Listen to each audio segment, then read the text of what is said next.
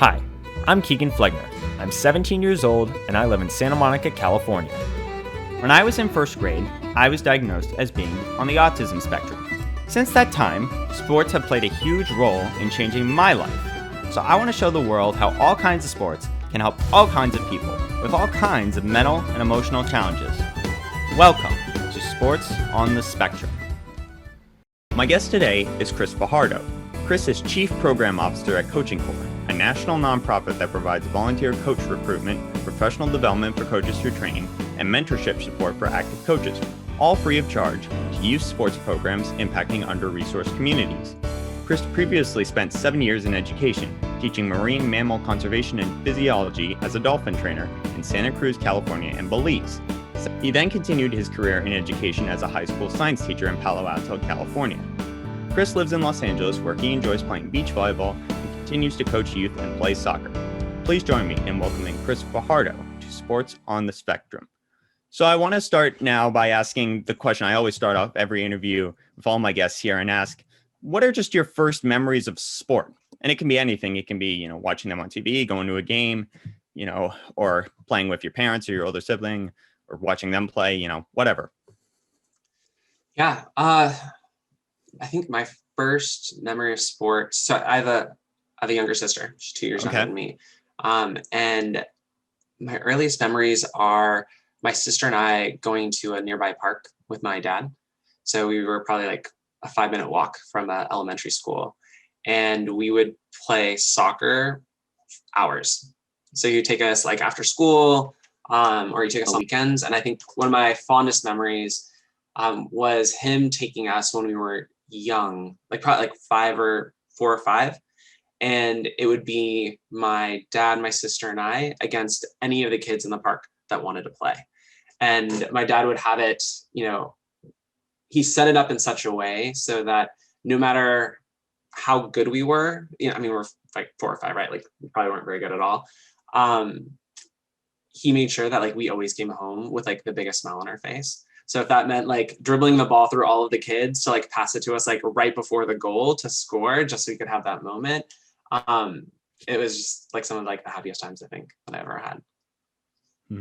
Yeah, no, it's interesting for me too. I brought this up a couple times, but actually, I don't think a lot of people still know this about me. While my main sports, at least now and for most of my life, have been like basketball and running and volleyball and stuff.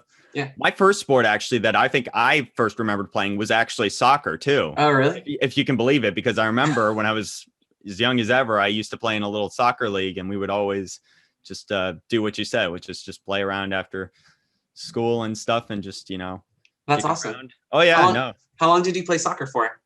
It was only like a couple years. Like I think I stopped by the time I was in elementary school, but I still remember those things pretty clearly, and there's still there's still some pictures of me too. And I always love that. So it's always a fun memory. Yeah. And I loved playing. Yeah. I still play. So like I loved playing when I was little though. And it's such an easy sport to kind of just pick up anywhere, because all you need is a ball, and you can make a goal out of anything. And so it was really fun to go to the park and play against other kids.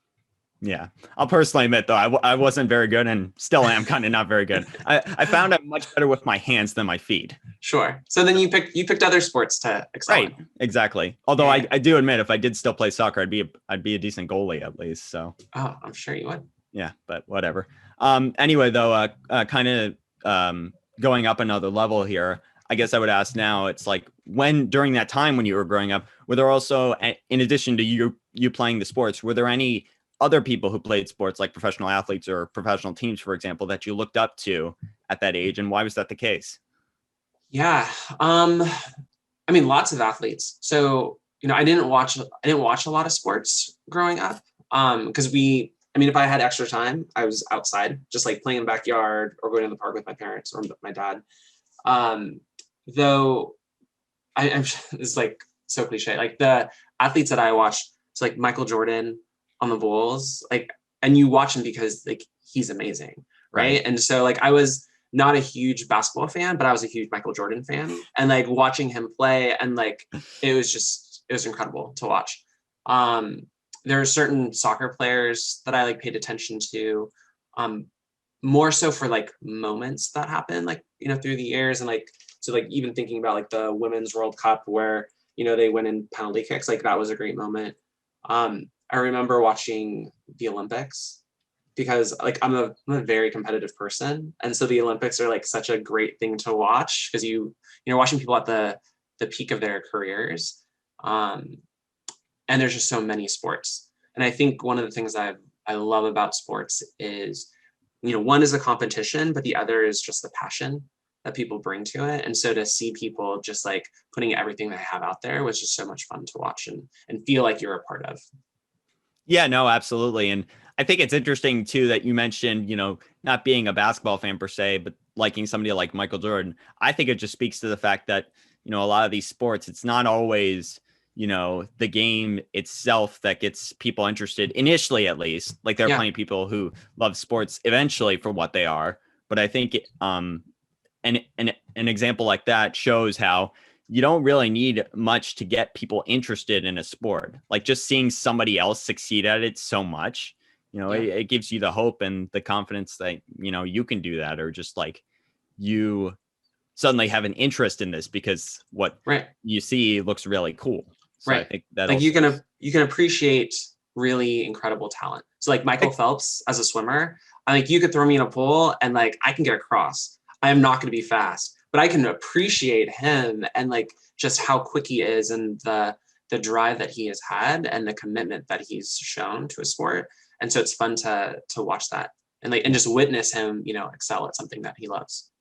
Yeah, no, absolutely. I'm right with you there, by the way, on the getting across the pool part. I'm not a great swimmer, so, but like you, I do appreciate guys like Michael Phelps who can do that so easily. And so, so I agree with you there. That definitely speaks to a lot of what's going on right here. So, and I guess now, I'll kind of go back to you a little bit more. Okay. And kind of go back to that early phase of your life again, but ask a kind of a different question at the same time, and ask, as an athlete at a young age, what were some of your favorite moments specifically?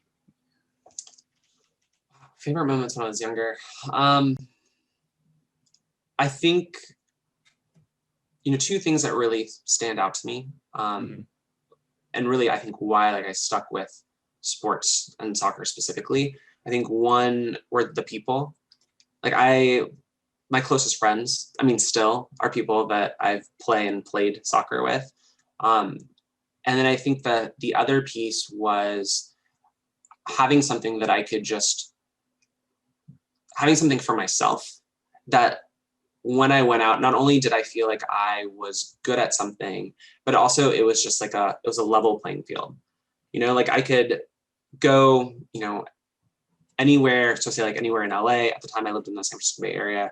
I could go to any park and pick up a ball and make some friends and kick it around. And it didn't matter where I was from or where they were from. We were just there playing something that we all enjoyed. And I loved that about the sport. I'm more of an introvert around people I don't know. I don't talk so much until I feel comfortable. And so having soccer be a way for me to make friends and kind of just open doors made meeting people and going to different places a lot easier for me. And so I think, for me, soccer was important for me physically, but also I think just socially, it was a really key thing to allow me to feel accepted and just, able to connect with other people. It's really interesting actually that you mentioned that, because I guess I've also said this before, but I'll say it again because I think it's so important, is that like you, I really had the same experience when playing basketball and stuff like that, because, not only was it a great experience physically for me, it was fun to be competitive and all and play something I love, but at the same time, it, like you said, it allowed me to, make more friends and just, interact with people more socially than if I wasn't doing something like this, because for me, it's a lot harder in any other scenario. So having this at my disposal made didn't just, make the sport itself easier for me, but it made so many other things a lot easier for me as well. And I think that really speaks to the true value of sports, honestly, in general. It's it's not even just, the obvious parts of it, but it's the not so obvious parts that you don't really understand until you've experienced them yourself. So I think it speaks volumes to I think it's so true. And like when you think about it, a soccer ball in itself doesn't create that space, right? Like you can't throw a ball on the field and all of a sudden like magic happens. It really is about like the people that are around you and the connections. And so over the years, I've had some like really amazing coaches who have like created space that was like really fun. And I learned a lot. And then I've had some coaches that were not great and like didn't really create the best experiences. And so knowing that, a person can have like such an influence on your experience, like it just makes for an interesting, it can set up some interesting environments for kids. And so, really wanting something that allows kids to thrive, I think is important. Yeah, no. And it's great that you mentioned that actually, because my next question here actually focuses on you as a coach, because you're not just an athlete, you're also a very active coach. And so my question here is, can you talk about that experience and also just some of your favorite moments as a coach? What does that bring for you, at least compared to when you as an athlete? Yeah. Well, so as an athlete, like it's just fun to be around other people who enjoy playing the same sport as you, right? Right. As a coach, I think my favorite moments, because I've coached a lot of younger kids. So like I've coached a lot of like 7, 8, 9-year-olds. And so like there's a lot of development that's happening still. And so like the kids aren't doing bicycle kicks necessarily. I feel like my job has always been just to make sure that they're having fun, that they want to come back and that they're connecting with the other kids on the team. And so I think, my favorite moments have been just watching their eyes light up, like teaching a kid like how to pass or how to shoot, and then seeing them or experiencing through them like their success. And then just like watching like how excited they are to do that. And then them run around with their friends in celebration. Like those are the moments that like stick out to me the most. And like the reason why, I've continued to coach. Absolutely. It's like, at least even though I've never personally been a coach, I've always found it to be the best feeling in the world, both for the athlete and the coach, when the team itself succeeds. Because, as an athlete, you feel like you're doing, you're doing something that makes you happy. Whereas a coach, you feel like you're doing something that's making other people happy. And I feel there's a shared satisfaction in that benefits everybody at the end of the day. So I think that's very important, and part of the reason why, sports can be so important for a lot of people. Yeah. And I guess I'll kind of stay focused on the coaching, but maybe focus a little specifically actually on the reason why I invited you to be here on the show in the first place, which is that, you are an active member of Coaching Corps. And I talked about what that is and all. And so, but I guess I'll say now, I would suspect a lot of my viewers and listeners don't really know too much about it at the same time. So I guess I'll ask you here. Let me rephrase my words. What can you basically tell us about Coaching Corps in terms of what it does and what your role is there? And also, I guess I'll ask, what drew you there in the first place too? Yeah. So Coaching Corps. So we are a nonprofit that supports after-school sports programs across the country. And what we do is really what our main purpose is to make it so that all kids are able to reap the benefits of sports, particularly through a trained, caring coach.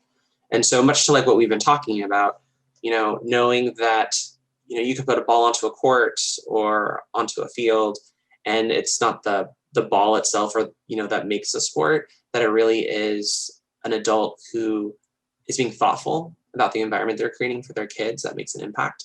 Like that is, the heart of what Coaching Corps is really looking to find more people be coaches, and then also provide support so that we can, give those coaches more training just to be their best selves. And so what drew me to Coaching Corps is really like my passion for sports. Like soccer has the years that I've played soccer, like I've learned so much. Like I've learned so much about myself. I've grown so much as an individual, like from playing the sport, and that's translated into my, my life outside the soccer field.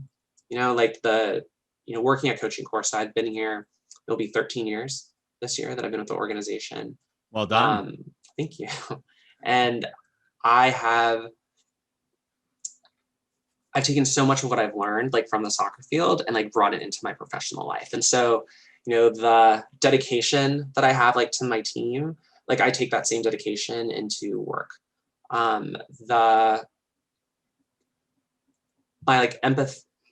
Being empathetic towards other players on the field, so like the idea of you win with grace and like you lose with grace, right? So like just knowing how to take like every single moment, like you take that into the workplace, and sometimes you try things and it works, and sometimes you try things and it doesn't. And it's just like a win or loss on the field. Like you learn to take kind of every moment as just that and celebrate the wins, and then like really try hard to like learn from those losses.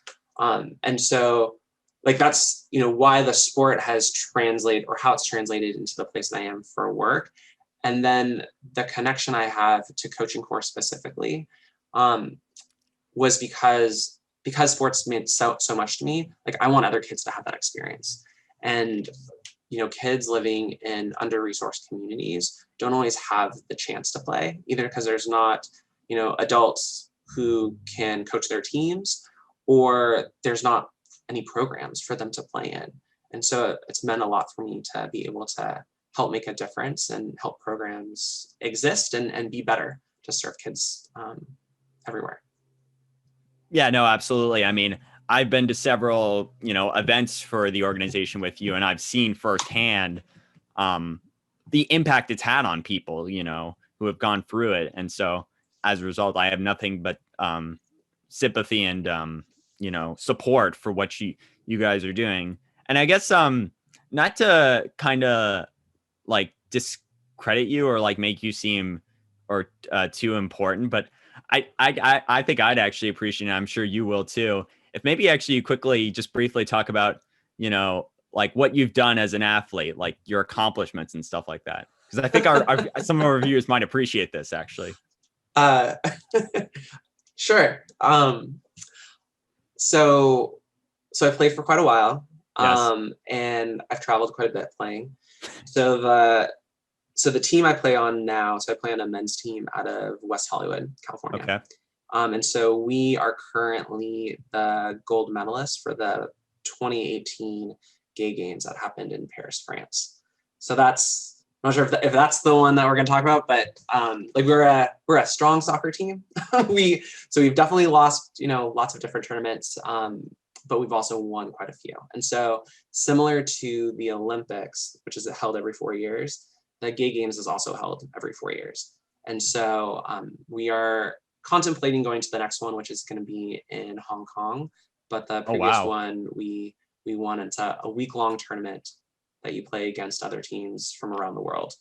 So that was like my dream when I was when I started in this league, was to be able to win the tournament. Would have been amazing, but even just like win a couple games. And so being gold medalist was kind of cool. So. Shows you've gone pretty far. So I mean, it's like nothing. You have nothing to feel but pride right there. So yeah. I guess I'll just say, congratulations, and my hat goes off to you for accomplishing something like that. Because I don't think I'd want the same kind of accomplishment. I do want a similar experience, at least, if you know what I mean. So yeah, it's like, yeah. No, it's definitely. I would say. Well, I'm curious if you feel this way. Like, winning a tournament, or winning a game even, no matter like what level you play at or what your sport is, like it is a marker of so much time and patience and dedication. And so like I would imagine like, with playing basketball, if you win a game or win a tournament, like you think back of like all the practices that you had and all the time you put into it. And like, how great does it feel to know that to feel like it was worth it. Mm-hmm. Right. So, yeah. So like we trained for years to get ready for this tournament. And so it was fantastic to show up so well and play well. Yeah, no, absolutely. And you nailed it right there about that part about feeling like everything is worth it for all the work you put into it. Because I certainly feel that whenever I accomplish something, it's like, yes, you know, the path to get there was difficult, but at the same time, I always feel like, you know, it was hard, but I'm happy I was able to enjoy it in some way, shape, or form. In this case, that would be the accomplishment of it all. So I can definitely relate to you there. And I guess I'll continue on here and ask for this next question. This is really interesting, actually. So first of all, I'll say one of the reasons that I'm really excited to have you here is because I think it's really important, like you said, to make sure that all kids have the chance to play sports if they want to, you know, whether they're kids like me who are neurotypical, in other words, they have autism or are bipolar or have anxiety or whatever, or they don't get the chance to play because they live in communities, like you said, that don't have the resources for kids to play.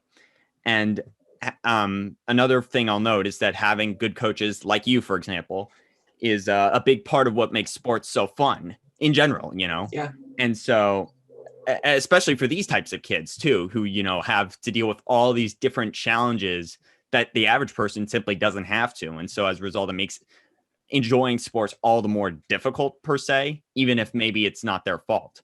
And so because of that, I would like to ask, can you talk about how, going back to Coaching Core here, I'm correct me if I'm wrong, but they have an empathy training. And I guess I would ask, can you talk about how that empathy training is trying to make sure that all kids have a great coach? Because I think that's very important here. Yeah. So, you know, the core thing around empathy is connection. So, you know, when a coach is working with a player, it isn't always needed or desirable to solve, you know, the problem or whatever the woe is for that player in the moment. You know, what is more important than anything is being able to connect with that child and listen, like know that there's someone who's paying attention and is at least attempting to understand like what that child is experiencing. And like, that's empathy. And, you know, in thinking about the communities that Coaching Core works in, is a part of, you know, we think about the kids that are in those communities and the families, and, you know, I was a part of those communities. Like I grew up in a city that Coaching Core serves now. And I think, you know, why our empathy training is so great is that we are giving training to community members and parents who are coaches, and equipping them to connect with the kids on their team so that those kids can be successful.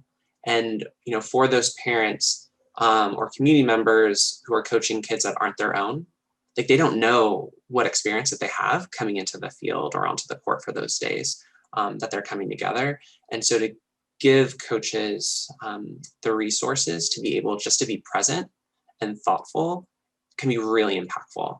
And I know, like for myself, like as a coach, like I never always had the answer.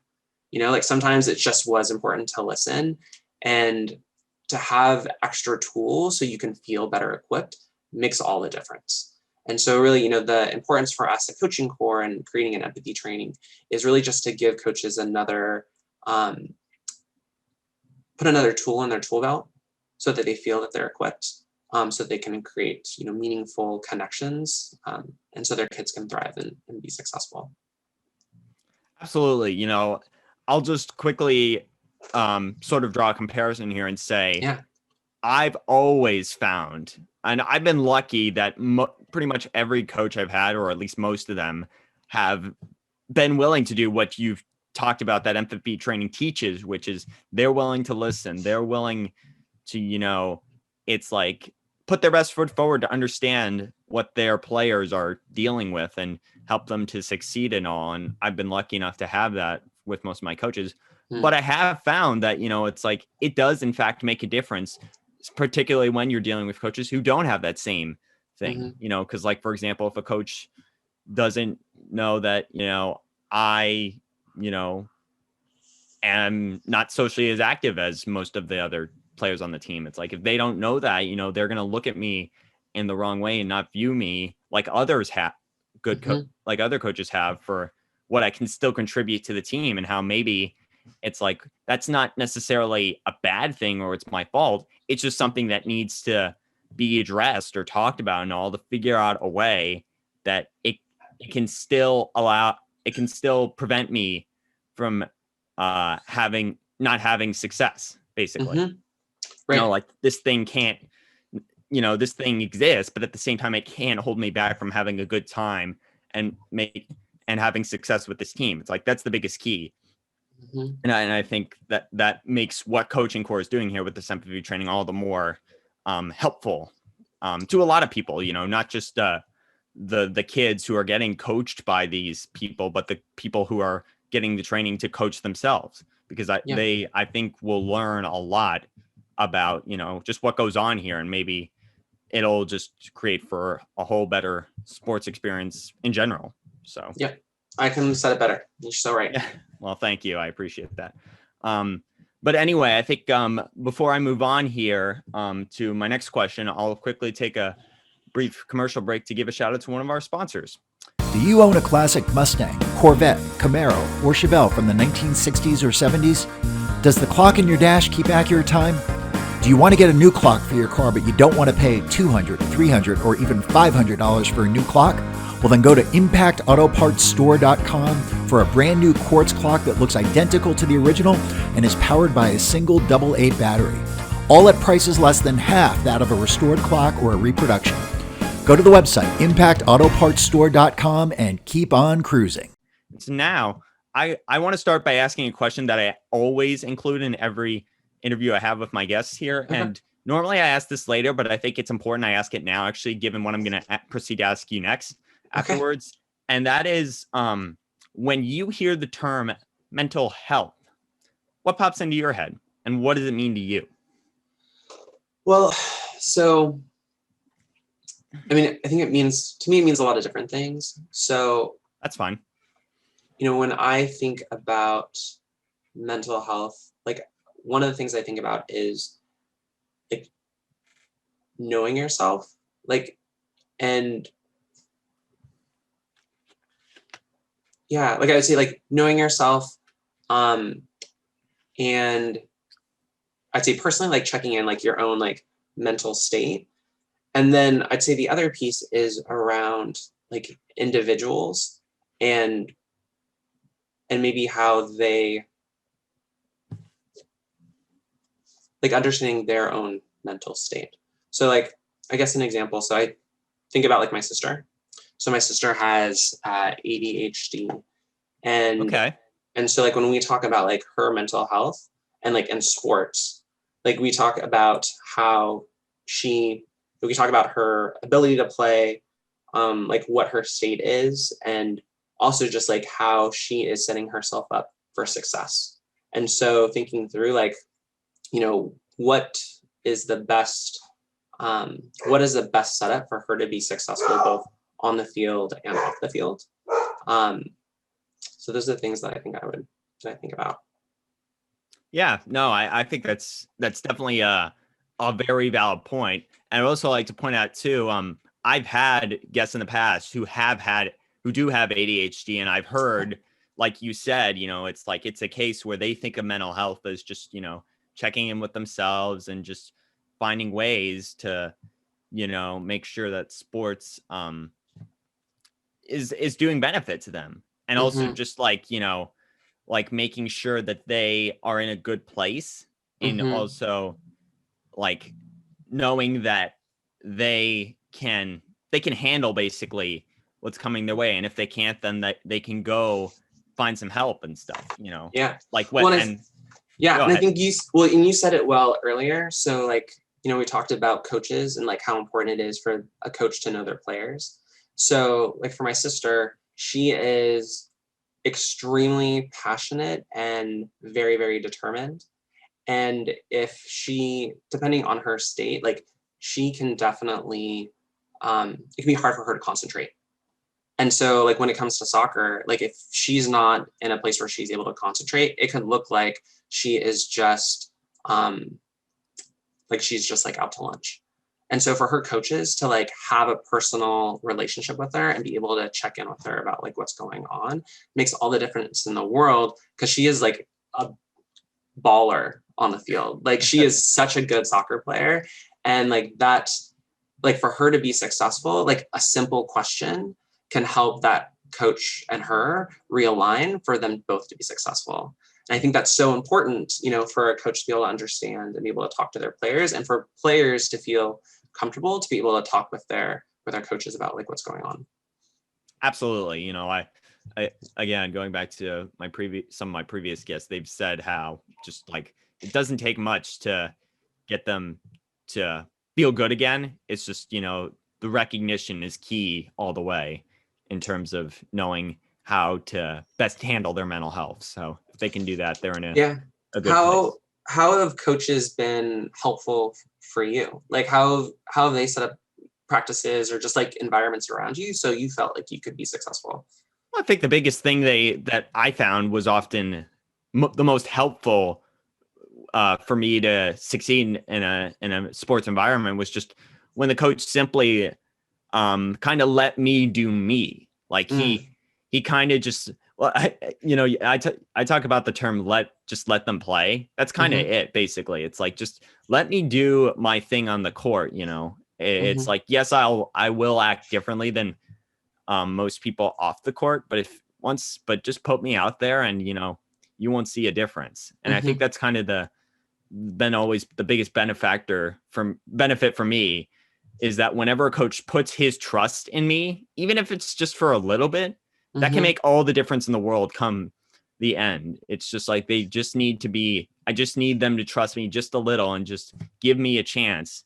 And I will make sure that I at least put my best foot forward, and hopefully they'll see that in the same way that I do, which is that, oh, I can see how this guy can make an impact for our team in a lot of great ways.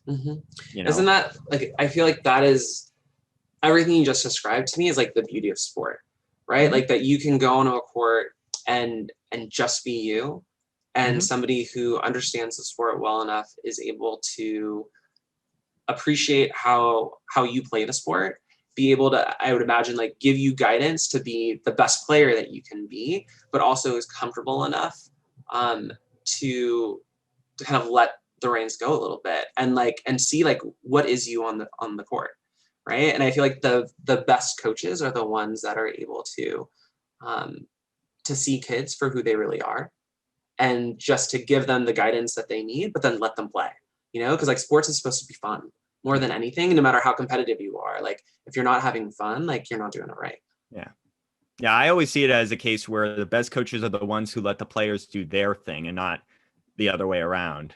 Totally. Where the players do the coach's thing, because the fact of the matter is, if the players are doing it the coach's way, they're not going to be the best version of themselves, and as a result, the team's not going to be the best version of themselves, right. And then the coach not going to be the best version. It's just a pure knock-on effect they kind of have to master at the beginning, but I think luckily for me, a lot of my coaches did, so I am grateful for that.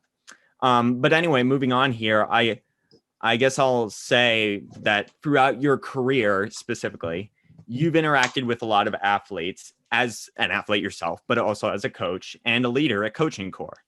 And as a result, I would imagine that there are at least some athletes who have confided into you about what they're struggling with. But at the same time, there have also probably been some who have been more hesitant on that front in terms of just not sharing anything at all with you. And so, without revealing anything confidential, I would ask you, it's like, how often do you think that athletes come to you with as somebody or they know somebody close to them, like as whether it's a relative or a friend or whatever, who is struggling with some sort of mental or emotional condition, and what's usually your reaction to that? I guess I would ask. So, I think in terms of like how many players that I've played with or that I've coached that have somebody in their lives, I mean, honestly, I would be surprised if everybody doesn't have someone who they know, or, directly engage with day in, day out. How many, say something to me. So like as a player, there's some athletes like over the years that have like, confided in me just as a teammate, more specifics about themselves. I think, similar to what you said a second ago, the idea of, just letting kids play or like letting players play. I care as their teammate, like what's going on for them and like their mental state and their mental health. On the field, I'm like, if you can score a goal, like if you can stop a player, like coming against ours, if you're a good teammate on the field and off the field, like that's what I care about. Mm-hmm. And so, for me as a player, it has been like, I'm interested, like, because I care about them. But if like they're great on the field, like that's a part that has always really mattered. As a coach, I haven't had any players come to me directly. I've had parents come to me and just be like, hey, like, I want to give you a heads up about my child. And what I've said is like, fantastic to know. Like, I want to know. And like, it should be up to the player to let me know if that's important, but like, I'm going to keep an eye out. And so, what I do is the same that I would do for any of the kids on my team. Like, I get to know them personally. They can share with me as much as they want. But for me, the most important thing is like, are they connecting with other players? Like, does it look like they're having fun? Does it look like I am setting them up to be successful? And like kind of the chips fall after that. And, as long as I'm trying to make sure that they have the best overall experience, then the rest, is just like icing on the cake. Yeah, no, absolutely. And I guess actually that kind of leads into my next question a little bit, kind of focusing on that aspect of instead of the kid coming to you, the parents coming to you and telling you about this. Mm-hmm. And what I'll ask specifically is that have you ever come across athletes, whether you knew that they were dealing with something or not, where you suspected maybe you needed to talk with them about it potentially, or maybe you saw that they needed to be more open about it just in general. And I guess looking at it from their perspective, what do you believe are some of the factors that athletes may think about when deciding whether to reveal something like that to anybody for that matter? Could be somebody like you who's a coach or a teammate, or it could just be somebody completely different. It's like, what do you think goes through their head, and just have you ever come across that personally? Yeah. So what I think is going on for them, I think that's a great question. I think from everybody's different, right? And so like for me personally, so I am a gay athlete, and I know from my own lived experience that, my truths and like who I am is like, I am very cautious and hold that very close to myself because I don't know how other people are going to receive it. It doesn't matter to me, it matters to me so much, like how much I care how they receive it, but like I'm cognizant of it. Right. And I think for other athletes and, making a choice of what they share with others, it's a really personal thing, and so some people might not feel safe. Some people might feel embarrassed. Some people might just feel like it's just not information that's needed. And so, what I have chosen to do as a player and as a coach is really base my existence off of connection. So like having good relationships with my teammates, having good relationships with my players and like their families, so that, if I need to know something, like a parent will tell me. But if I'm creating a safe space for a child to like let me know something if it's important, but always to let but they'll always know that I'm there. Like, I feel like that is kind of the most key thing. Absolutely. You know, it's like I've always, for me, I've always found talking about my autism as a case where I'll only really talk about it if somebody brings it up to me. Like, because I just simply don't see it as something that, unless it really does matter to somebody, they need to know about it, or unless I feel like that given the situation, they do need to know. Like, there aren't too many instances where I'll need to bring it up. But at the same time, I will say that I've never been afraid to talk about it. But at the same time, like you mentioned, there are plenty of reasons that other people choose to be more shy about, you know, talking about something like that that's personal to them, you know, for the reasons like they worry about what other people think, they worry about, you know, what it will mean for them in the future. It's just, yeah. Yeah, like I definitely know like some athletes that I play with. Well, so like when I played on teams that were far more competitive than I am now that I'm older, but like, you know, a coach decides your playing time, right? And so like worrying about like anything that makes them, especially as a player on a team, like things that make you different and might make you seem like you are not as good as somebody else. Like, I think kids shy away from sharing that, you know, like you don't want to be different. Like many kids like want to be like everybody else. Like I definitely knew I felt like that. And I think one of the best things to learn, but also one of the hardest, is that like being different is, you know, it's a superpower, you know, like, cause you see things differently, you feel things differently than other kids. And that can give you an advantage sometimes. And it just takes time to learn that. And everybody learns it differently if they learn it.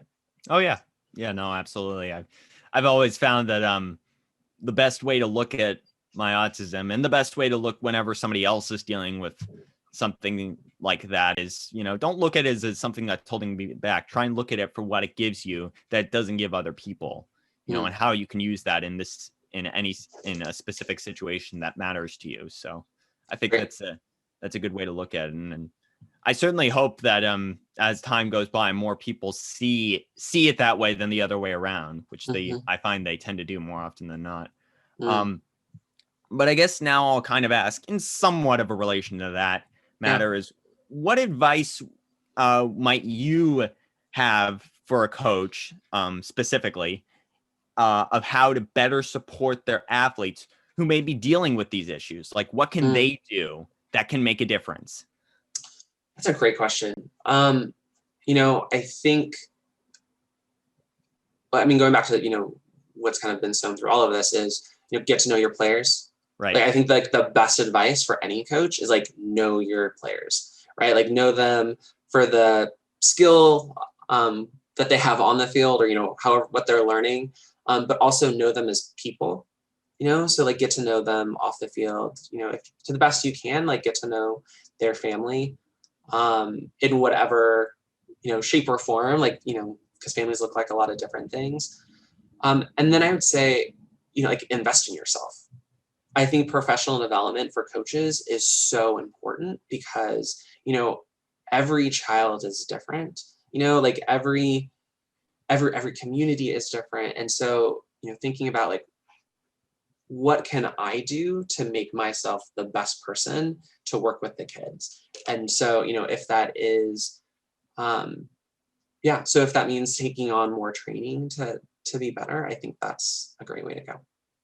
Yeah, no, I mean, I think the best coaches that, you know, work with players like these are the ones who aren't afraid to take the time, basically. They're not afraid to try something if it has the potential benefit of making their players feel better and do better as a result. And I think any coach who has that mindset will always be successful in some way, shape, or form when they do coach.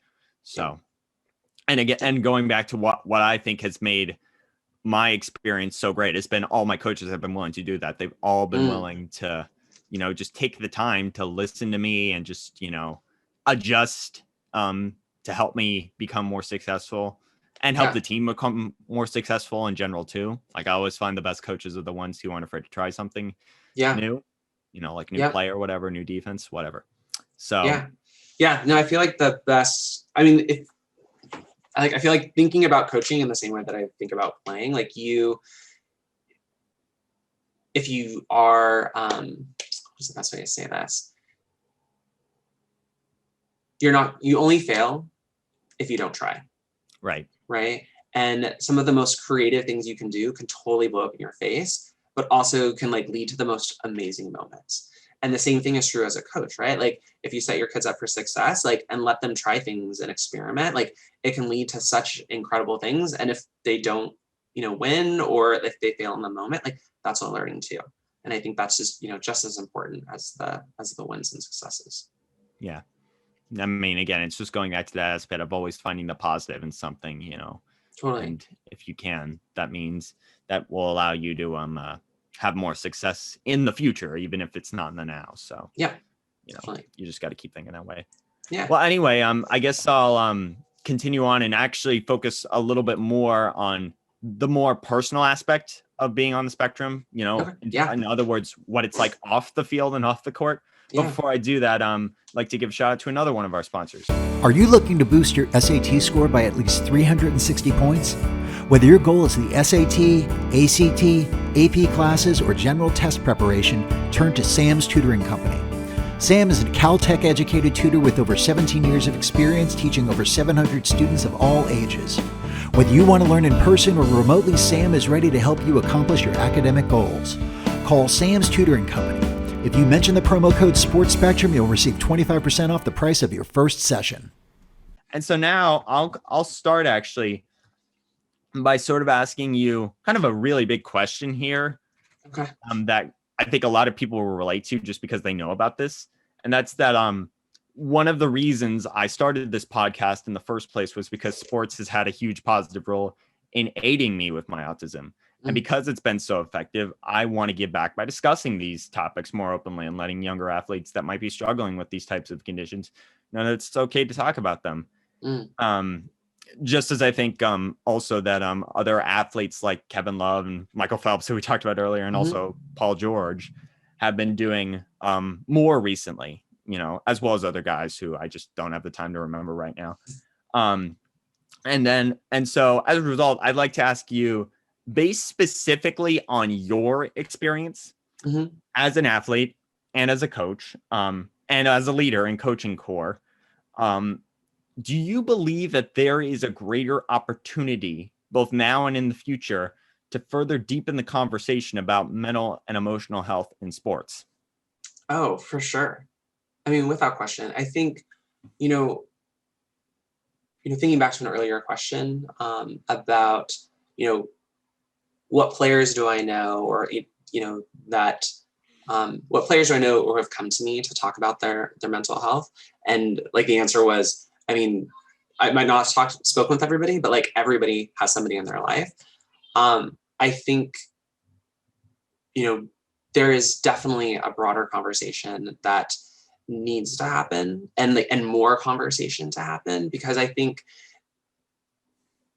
there's so much happening around us constantly. And I think the more educated individuals are, and the more openly like we talk about, our own experiences, I think the stronger that we'll all be, like as individuals, but also just in connecting with each other. Because I think one of the hardest things is, one of the most damaging things is silence. And so I think bringing things to light and being able to talk about it, I think can be so powerful, because then it normalizes everything around us. Because I think, what is normal, right? Like, I mean, like that's such a silly thing to think about. Yeah. Because everybody is different. And so to be able to talk about it and understand, I think is a really powerful thing. Absolutely. I love the phrase, silence is violence, because it's true. It's like, and well, okay, I guess I exaggerated there a little bit, but I guess I'll say what I more love is the fact that the more you do or talk about something, whatever it is, it becomes easier to do or talk about. It's like with practice. It's like, practice makes perfect. It's like the more you do something, while maybe in the beginning it seems really awkward, really unusual, really ahead of its time, whatever you want to say, the more you do it, you're just going to realize the more normal it becomes, even if maybe it's never normal at all. It's like at the same time, that doesn't necessarily mean it doesn't belong in its place, or it doesn't belong in a bigger role, I guess, more specifically.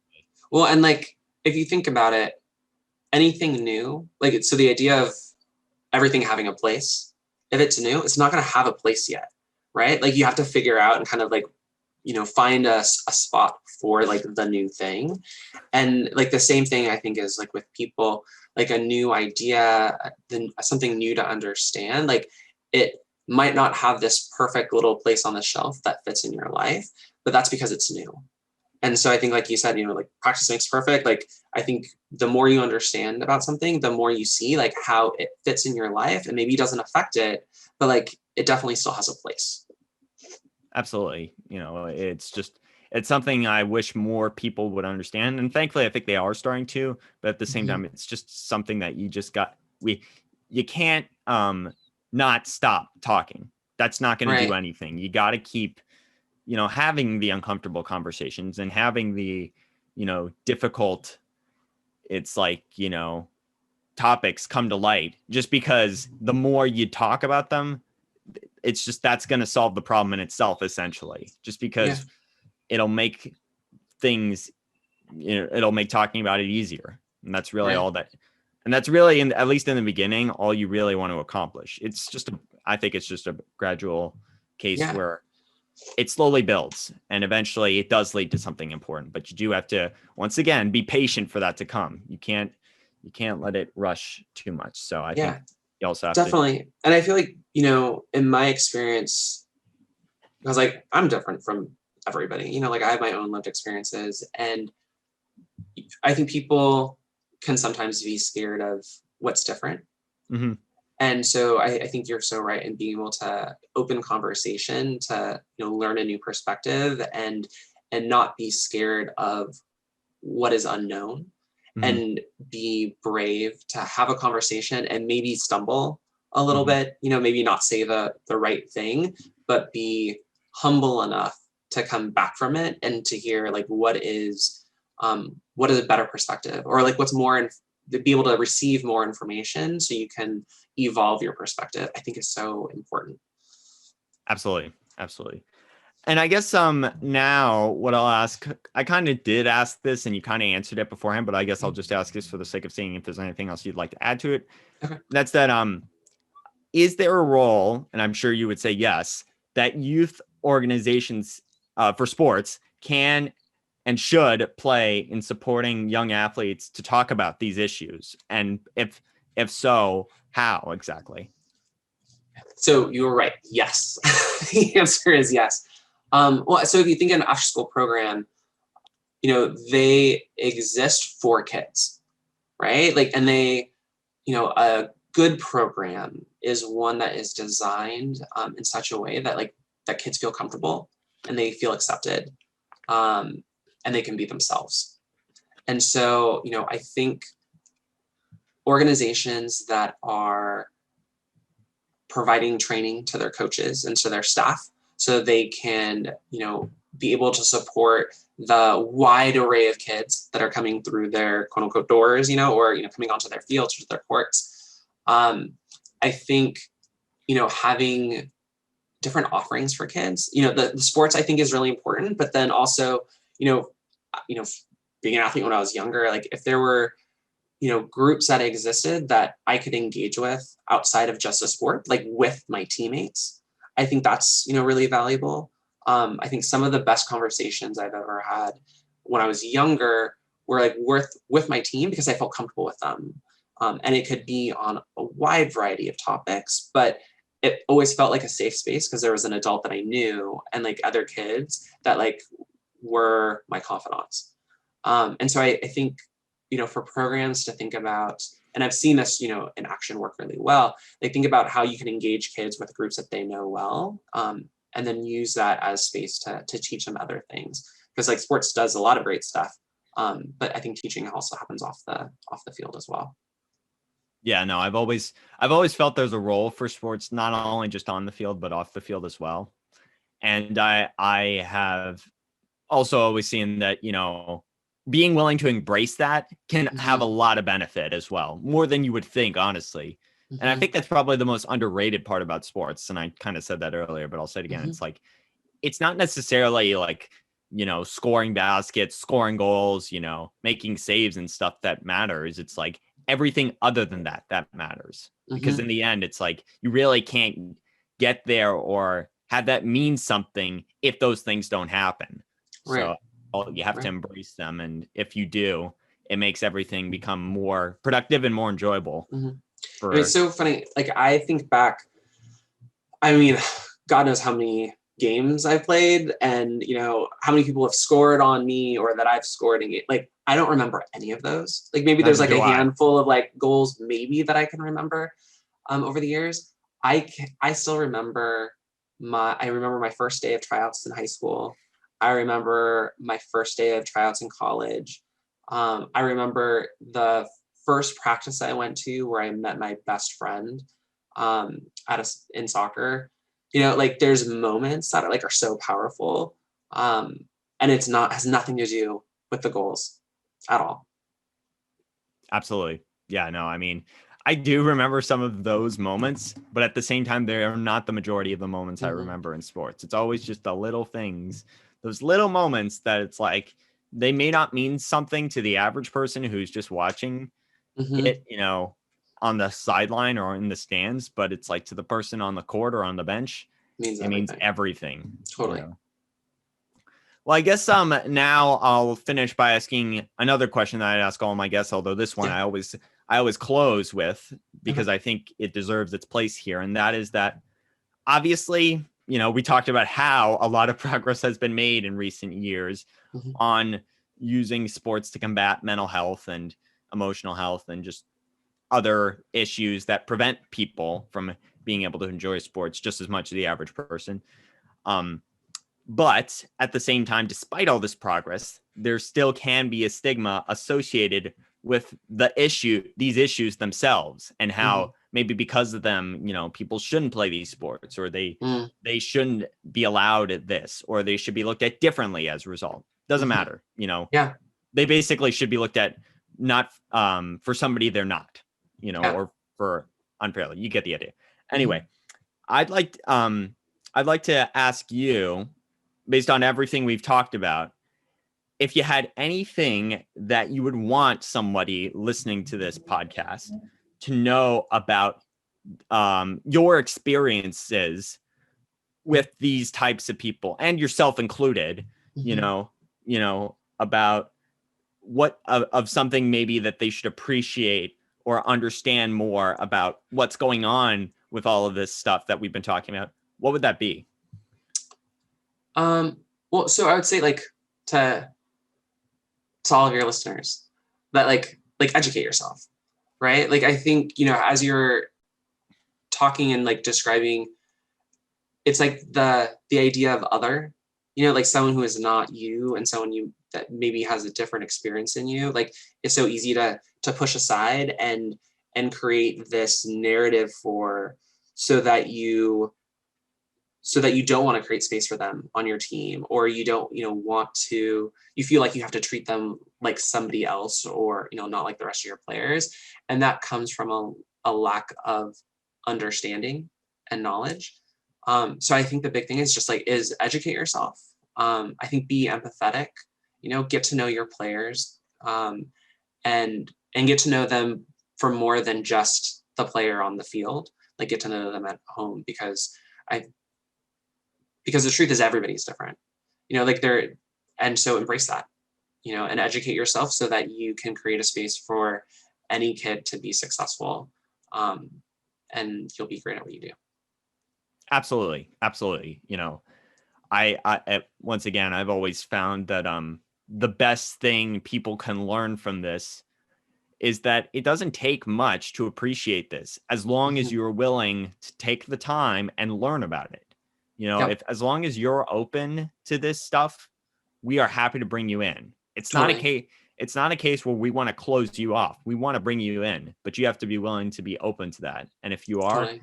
it makes everything make all the more sense and make it all the more appreciative, basically, because Right. then from that point, you're then able to appreciate this and also just help other people to appreciate it more. Mm-hmm. And how much more enjoyable, right? Like, because it's more fun. Like, if I get to know you better, like, you're going to want to get to know me better, and like, we'll be able to be far more successful. Yeah. So I think that's so well said. Exactly. It's no more than that. And I guess before I close, I'll just add one more piece here, which is that, is there anything you're left thinking, feeling, or wondering as a result of this conversation? And are there any topics that you feel could be addressed more here that might be helpful to people who are professionals, who are in college, high school, or just kids? You know, what is there anything you're left with here, basically? Yeah, well, actually, I'm curious how you would answer the last question. Like, what would you want to tell your listeners as something for that, like an action item for them? Like, what would be your advice? You know, I kind of live by a lot of things, but I think the biggest thing is, you know, don't be afraid to ask the questions, and don't be afraid to approach somebody in a positive light. Like, don't judge them for what you've seen. Judge them for who they are, you know, and don't judge them for, it's like, what you think they could be. It's like, judge them for what they will be, basically. You know, don't assume things is basically what I'm saying here. You know, never judge a book by its cover. That's one of my favorite things to live by. And I think that's just the emphasis of what I'm asking of my viewers whenever they tune in here. It's like, well, not even asking. It's like they're already doing it for me, because that's the point of this, you know, to educate them. And I guess I'll say thank you to all my viewers and listeners who have stuck with me here today and just done that. And I guess with that too, I'd like to say, you know, Chris, thank you so much for sharing your insights and stories with our audience. I also want to give a quick shout out to Coaching Core itself too. It's a really great organization. I would encourage all my viewers and listeners to go check it out. Believe me, you will appreciate it just as much as I do. And if you want to learn more about it too, you can go to their website at www.coachingcore.org.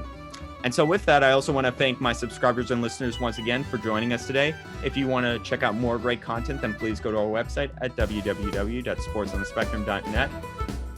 And then for all my younger listeners and just everybody else out there, please make sure to follow the 3 rules of life, which are stay safe, have fun, get dirty, and I will see you all on the next episode of Sports on the Spectrum.